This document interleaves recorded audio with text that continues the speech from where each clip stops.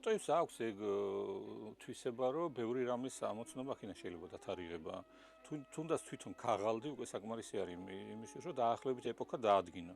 როდის არის, იმიტომ რომ ეს ფოტოგრაფიის განვითარებას გამუდმებით მოაქვს ეს რაღაცა მასალის ცვლილება.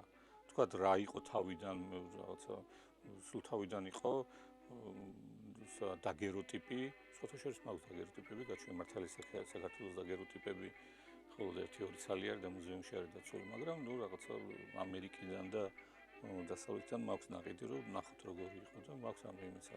ხო, დაგეროტიპი, ანუ ის ვერცხლის თხელ ფენაზე მიღებული გამოსახულება, მე ნელ-ნელა ის შემოდის, რა ქვია, ქაღალდის ანაბეჭდი, მე უკვე რაღაცა სტუდიური ფოტოგრაფია რო შემოდის და გადაღების ხანგრძლივობა მცირდება, უფრო ვრცელდება ფოტოგრაფია შესაბამისად იაფთება და ასე შემდეგ და ეს მასალა რაღაც გარკვეულ პერიოდს თუ ცხადია თუ ამის ცოდნა გაგაჩნია, გარკვეული პერიოდის დიდი სიზუსტით არა, მაგრამ რაღაცა ალბათობით გაძლევს იმის საშუალებას, რომ თქვა, რომ რა პერიოდის ფოტოა. ეს ძალიან ძვირი იყო და ამის გადაღება ადვილი არ იყო რა, ის ყველა მდიდარი ტიპები იღებდნენ.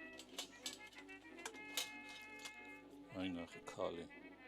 რა კაბაცია მოდი. ეს არის რა პერიოდი, ცი? ეს არის მე-19 საუკუნის 30-იანი წლები, 40-იანი წლები. ეს ფოტო ახლა არის 200